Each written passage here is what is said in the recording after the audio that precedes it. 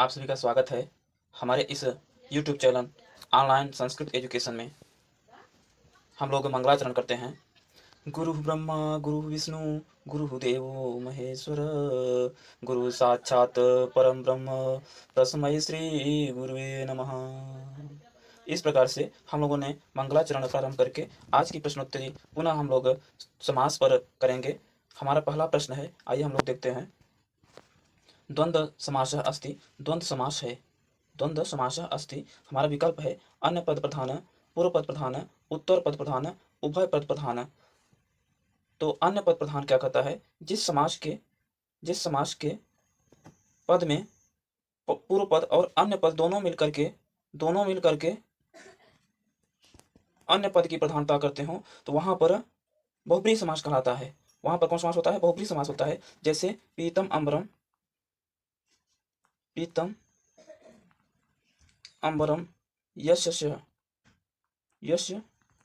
सः, अर्थात पीतांबर पीला वस्त्र वाला, पीले वस्त्र वाला। ठीक है। और एक और उदाहरण ले लीजिए, नीलः कंठ यस्य सः, नीला कंठ, नीला है कंठ जिसका, तो ये अन्य पद प्रधान बहुब्रीहि का हो जाएगा। और फिर हमारा दूसरा है विकल्प है पूर्व पद प्रधान, पूर्व पदार्थ प्रधान अव्ययी भाव। क्या होगा?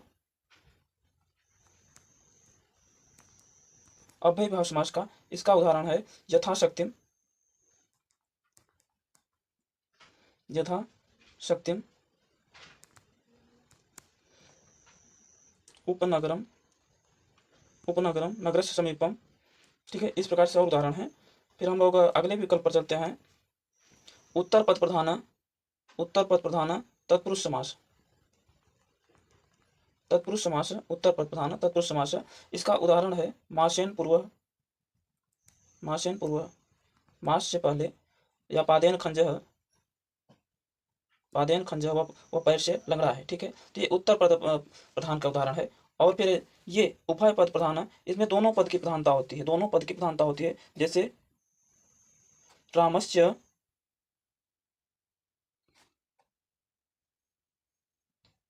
कृष्णस्य, राम कृष्ण।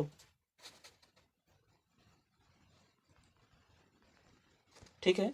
तो यह प्रश्न क्या हमारा पूछा है, द्वंद्व समास किसमें होता है? उभय पद प्रधान द्वंद्व समास। उभय पद प्रधान जिस समास में दोनों पद की प्रधानता होती है वहां पर द्वंद्व समास होता है। तो हमारा विकल्प डी सही हो जाएगा। ठीक है। चलिए हम लोग अगले प्रश्न पर चलते हैं। हमारा अगला प्रश्न है, देखते हैं। गो सुखम केन सूत्रेण प्रयुक्तास्ति, गो सुखम केन सूत्रेण प्रयुक्तास्ति। विकल्प है पंचमी भयन, षष्ठी से, तदार्थ बलि सुकृचित से, एक से अधिक। तो पहला विकल्प हमारा कहता है पंचमी भयन से क्या होगा? क्या पंचमी भयन वहां पर लगता है जहां पर भयार्थक और त्रणार्थक शब्द के योग में पंचमी का प्रयोग किया जाता है। जैसे सिंहात भीतः, या हो जाएगा। ठीक है।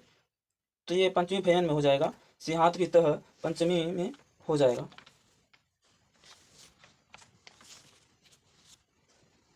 या चोरात भयः। ठीक है। या आओ ले लेंगे, चाहे बिरकात भीतः, वो भेड़िए से डरता है। तो ये पंचमी तत्पुरुष का समास है। ठीक है। पंचमी तत्पुरुष में आएगा। और षष्ठी शेषे में आता है,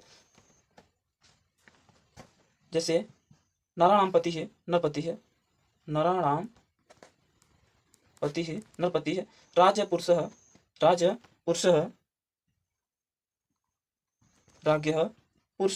राजपुरुषः। ठीक है। तो ये षष्ठी से आ जाएगा, षष्ठी तत्पुरुष में। और तदार्थ बल ही सुकृच्छितई में आएगा। देखेंगे हम लोग, तदार्थ बल ही सुकृच्छितई में चतुर्थी व्यक्ति लगती है। कौन सी? चतुर्थी व्यक्ति लगती है। तो वहां पर जैसे उदाहरण है हमारा, युपाय दारू, यज्ञ के लिए लकड़ी, और भूतेभ्य बलि, यहाँ बलि लिखा है ना, बलि भूत के लिए बलि, भूतेभ्य बलि। ठीक है। और उदाहरण है जैसे गोभ्य सुखम,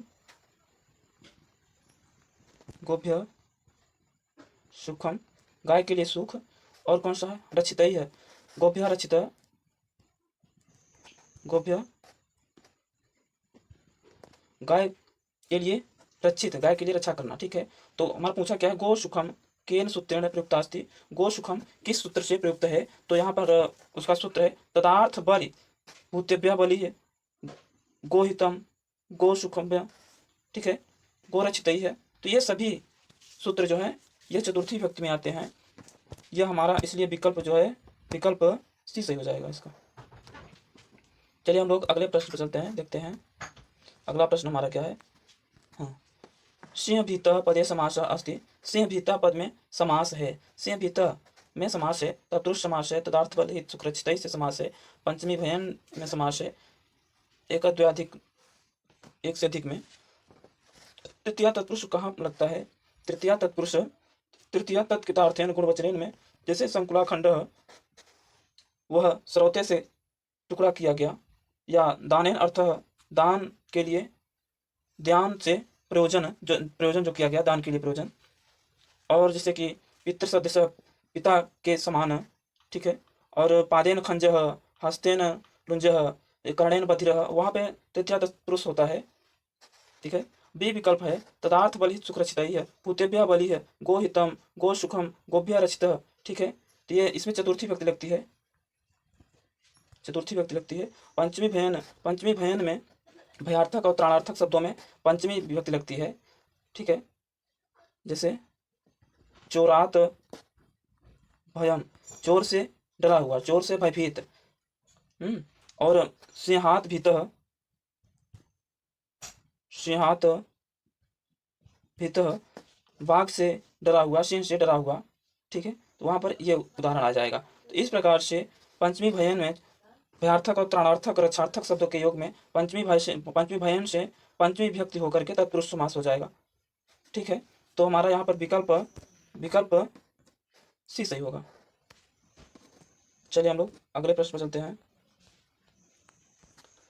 अनिच्छा पदे समास अस्ति। अनिच्छा पद में समास है, अलुक तत्पुरुष समास, नए तत्पुरुष समास, चतुर्थी तत्पुरुष समास, एक द्व्याधिक समास, एक से अधिक समास, इनमें से विकल्प।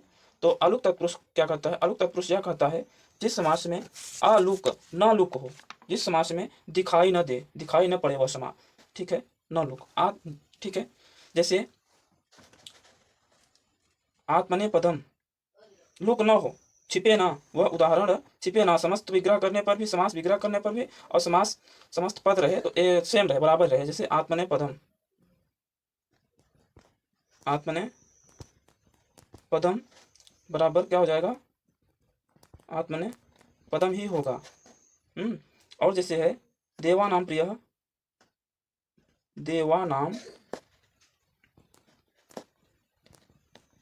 प्रिय बराबर देवानाम प्रिय, सेम रहेगा, अलुक छिपेगा नहीं इस समास में, उसका समस्त पद और समास विग्रह, ठीक है।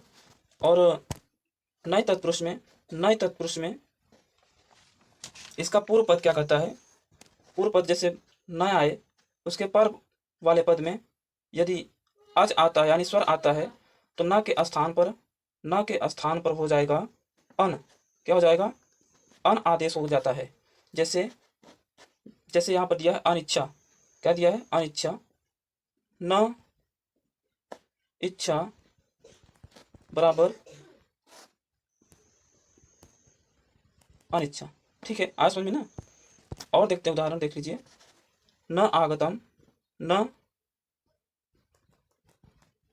आगतम, तो न के बाद स्वर आया है ना, आ आया है, तो यहाँ क्या हो जाएगा? आदेश, अन आदेश हो जाएगा, तो हो जाएगा अनागतम, ठीक है। इस प्रकार से स्वर आने पर। और ध्यान देंगे यदि न के बाद ही यदि व्यंजन कोई आ जाता है, जैसे ग जह, न गजह, तो यदि न के बाद व्यंजन आता है तो न के स्थान पर अ आदेश होकर के अगजा हो जाएगा, अगजा हो जाएगा। और जैसे न मोच्छः, न मोच्छः, तो न के स्थान पर अ आदेश हो जाएगा, क्योंकि न के आगे व्यंजन है, ठीक है, इसलिए न के स्थान पर अ आदेश हो जाएगा, ठीक। तो हमारा प्रश्न क्या पूछा? अनिच्छा पदे समास अस्ति। अनिच्छा पद में समास होगा तो क्या होगा? नए तत्पुरुष, नए तत्पुरुष हमारा विकल्प बी सही होगा। और चतुर्थी जो तत्पुरुष समास होता है उसे हमने बताया है अभी पहले कि चतुर्थी जो होता है वह तदार्थ बल हित सुख रचितई में होता है, बल हित सुख रचितई के लिए होता है। जैसे भूतेभ्य बलि, भूतेभ्य बलि और गोप्यहितम गोसुखम, इस प्रकार से यदि आएगा, कोई भी उदाहरण आता है, सब पद आता है, तो वहाँ पर चतुर्थी तत्पुरुष समास होता है। लेकिन इसमें हमारा अनिच्छापदेय समास कौन समास होगा, उसमें नए तत्पुरुष समास होगा। विकल्प हमारा विषय होगा। हम लोग अगला प्रश्न देखते हैं। विशेषण पूर्व पद क समास, विशेषण पूर्व पद क समास, विशेषण पूर्व पद में कौन समास होगा, बहुब्रीहि होगा, तत्पुरुष होगा, कर्मधारय होगा, एक से अधिक होगा। तो बहुब्रीहि समास वहां पर होता है जिस समास के दोनों पद मिल करके अन्य पद की प्रधानता बतलाएं, वहां पर बहुब्रीहि होता है, वहां पर बहुब्रीहि होता है। जैसे देख लेंगे हम लोग, नीलकंठ, जैसे नीलकंठ, नीला है कंठ जिसका, जैसे नीलकंठ, नीला है कंठ जिसका। और अगला देख लेंगे, एक और उदाहरण देख लेंगे हम लोग देख लेंगे, श्वेतम अंबरम यस्य सः, श्वेतांबरः, श्वेतांबरः, अर्थात सफेद है वस्त्र जिसका, सफेद है वस्त्र जिसका, अर्थात साधु, सफेद ही उसका वस्त्र होता है ना, ठीक है। तो इस प्रकार से इसमें ये बहुब्रीहि समास होगा। लेकिन अगला हमारा विकल्प है तत्पुरुष समास। तत्पुरुष समास में उत्तर वाला पद प्रधान होता है, उत्तर पद प्रधान होता है। जैसे पादेन खंजः, पादेन खंजः, कर्णेन बधिरः, कर्णेन बधिरः, ठीक है। तो यदि ये शब्द आते हैं तो वहाँ पर तत्पुरुष होगा। लेकिन यहाँ क्या कर रहा है प्रश्न हमारा, विशेषण पूर्व पद का समास, विशेषण पूर्व पद का समास। तीसरा विकल्प है कर्मधारय समास। कर्मधारय समास वहाँ होता है जिसमें प्रथम पद विशेषण हो और पूर्व पद विशेष्य हो, पूर्व पद विशेष्य हो, वहाँ पर कर्मधारय समास होता है, वहाँ पर कर्मधारय समास होता है। हमारा विकल्प कौन सा सही हो जाएगा, सी, कर्मधारय समास। विशेषण पूर्व पद का समास है कर्मधारय समास। अगला प्रश्न देखते हैं हम लोग, युधिष्ठिरः पदे समासः अस्ति, युधिष्ठिर पद में समास है, युधिष्ठिरः पदे समासः अस्ति, युधिष्ठिर पद में समास है, नए तत्पुरुष है, बहुब्रीहि है, अलुक है, एक से अधिक, कौन सा समास है, कौन सा समास है, नए तत्पुरुष समास। नए तत्पुरुष समास में न के बाद यदि स्वर आता है, यदि स्वर आता है तो न के स्थान पर अन आदेश हो जाता है, ठीक है ना। और यदि न के बाद कोई भी व्यंजन आता है, कोई भी व्यंजन आता है, तो वहां पर अ आदेश हो जाता है, ठीक है ना। जैसे अन वाले में देख लेंगे, अन वाले में देख लेंगे क्या होगा, न ईश्वर कर देंगे, न के बाद ई आता है तो अनिश्वर, अनिश्वर, अनिश्वर। और यहाँ पर न के बाद स आता है तो न का से अ आदेश होकर के यहाँ क्या हो जाएगा, असिद्ध। आप समझे, ये नए तत्पुरुष का उदाहरण है। और बहुब्रीहि में हम लोग देखेंगे, बहुब्रीहि में अन्य पद की प्रधानता होती है, तो वहां पर बहुब्रीहि समास होता है। जैसे हमने अभी बताया ना, नीलकंठ, नीलकंठ, और हमने बताया है पीताम्बर, पीला है वस्त्र जिसका, नीला है कंठ जिसका, ठीक है। तो ये हमारा बहुब्रीहि के अंतर्गत आते हैं। और आलुक तत्पुरुष समास, आलुक तत्पुरुष समास क्या कहता है, वह यह कहता है कि जिस समास के समास विग्रह करने पर, जिस समास में समास विग्रह करने पर जो भी पद आए, जैसे कि हो जाएगा वाचः पति, वाचः पति बराबर वाचस्पति। और देख लीजिए युधिष्ठिर, यह है ना, युधिष्ठिर, युधि स्थिर, युधि स्थिर बराबर युधिष्ठिर, ठीक है। सेम रहेगा, वहां पर लुक नहीं होगा, अलुक नहीं होगा, गायब मतलब नहीं होगा। तो इस प्रकार से विकल्प हमारा सी सही हो जाएगा। युधिष्ठिर पदे समास है, युधिष्ठिर पद में समास है अलुक तत्पुरुष समास। आज सुनिए, चलिए हम लोग अगले प्रश्न पर चलते हैं, देखते हैं। द्विगु समास अस्ति, द्विगु समास है, द्विगु समास अस्ति, द्विगु समास अस्ति, पूर्व पदार्थ प्रधान, उत्तर पद प्रधान, अन्य पद प्रधान, संख्या पूर्व, ठीक है। तो विकल्प हमारा कौन से होगा, आइए देखते हैं। पूर्व पद प्रधान, पूर्व पद, जिस समास में पूर्व पद की प्रधानता होती है वहां पर अव्यय भाव समास होता है ना। और जिस समास में उत्तर पद की प्रधानता होती है वहां पर तत्पुरुष समास होता है, ठीक। और अन्य पद प्रधान बहुब्रीहि समास होता है, बहुब्री होता है। संख्या पूर्वो, संख्या पूर्वो क्या होता है? द्विगु समास होता है। संख्या पूर्व द्विगु, तो हमारा विकल्प विकल्प हमारा डी सही हो जाएगा, विकल्प हमारा डी सही होगा। द्विगु समास अस्ति संख्या पूर्व द्विगु। इस समास में का जो उदाहरण होता है उनमें उदाहरण पूर्व पद में ही संख्या शब्द आ जाता है। ठीक है, जैसे त्रिलोचन, त्रिलोचन या त्रिभुवन, ये द्विगु समास कहलाएगा। शिवकेशव पदे कः समासः अस्ति? शिवकेशव पदे कः समासः अस्ति? शिवकेशव पद में कौन सा समास है? एक शेष द्वंद्व है, समाहार द्वंद्व है, इतरेत्तर द्वंद्व है, एक से अधिक है, तो कौन सा होगा? शिवकेशव। एक शेष वहाँ होता है जहाँ पर दोनों पद मिला करके एक पद बने, वहाँ एक शेष होता है। जैसे माता च पिता च, माता च पिता च, ठीक, तो यहाँ क्या होगा? पिता रव, तो ये एक शेष हुआ। और समाहार द्वंद्व होता है। समाहार, जो शब्द किसी समूह का अर्थ प्रदर्शित करे, तो वहाँ पर समाहार द्वंद्व होता है। वहाँ पर कौन सा? समाहार द्वंद्व होता है। हाँ समझ में? जैसे हो जाएगा हमारा, देखते हैं, पाणि पादम, क्या होगा? पाणि च पादौ च, पाणि च पादौ च, अर्थात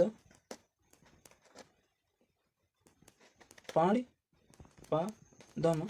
अगला विकल्प देखते हैं, उदाहरण, अहश्च रात्रिश्च अहो रात्रः, अहो रात्रः, ठीक है, तो ये समाहार द्वंद्व का उदाहरण, ये समाहार द्वंद्व का उदाहरण है। दो पदों के लिए दो पद मिलकर के किसी शब्द समूह की जानकारी दे, तो वहां पर समाहार द्वंद्व होता है। और शिव केशव पदे का समास है। शिव केशव पद में कौन सा समास है? इतरेत्तर द्वंद्व। इतरेत्तर द्वंद्व देखते हैं, जैसे शिवश्च केशवश्च, शिवश्च केशवश्च बराबर शिव केशव, शिव केशव। दोनों पद मिल करके एक समस्त पद बना तो रहे हैं, लेकिन इतर इतर अलग अलग बना रहे हैं, अलग अलग, तो इसलिए इस समास को इतरेत्तर द्वंद्व कहा जाता है। इसी में राम कृष्णव भी है, रामश्च कृष्णश्च, राम कृष्णव। इसी में पिता पुत्रव भी है, पिता पुत्रव भी है, तो होगा इतरेत्तर द्वंद्व। यहाँ पर हमारा विकल्प हमारा सी सही होगा। चलिए हम लोग अगला प्रश्न देखते हैं। समाहार द्वंद्व समासः अस्ति। समाहार द्वंद्व समास है, समाहार द्वंद्व समास है। पितरव माता च पिता च बराबर पितरव हुआ। तो ये क्या हुआ? एक शेष, यह एक शेष में आएगा। और हरिहरव, हरिच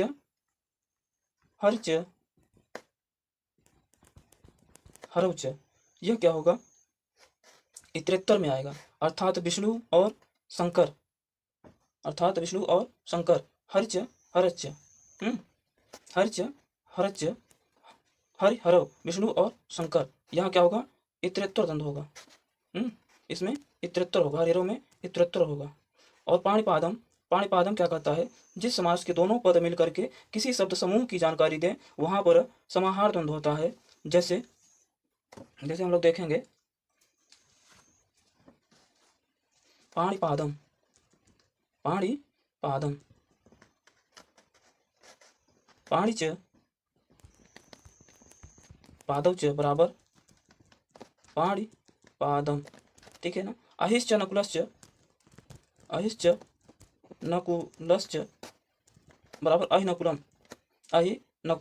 तो इस प्रकार से समाहार द्वंद्व के ये उदाहरण है। तो हमारा विकल्प सही हो जाएगा पाणिपादम, विकल्प हमारा सही होगा सी, विकल्प सी सही हो जाएगा।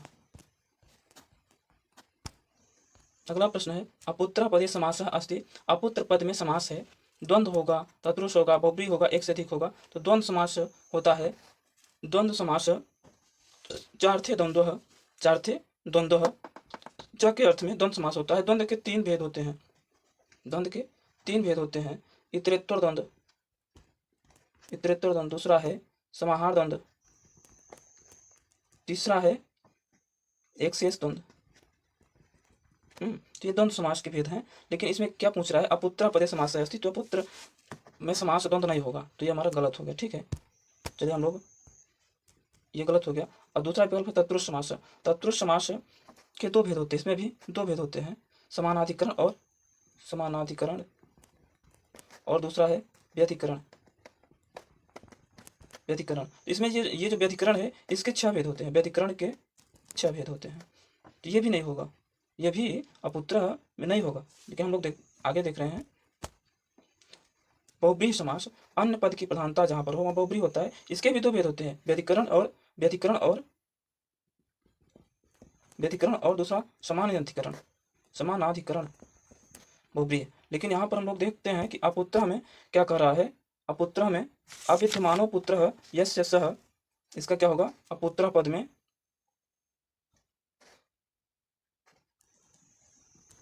अविद्यमानो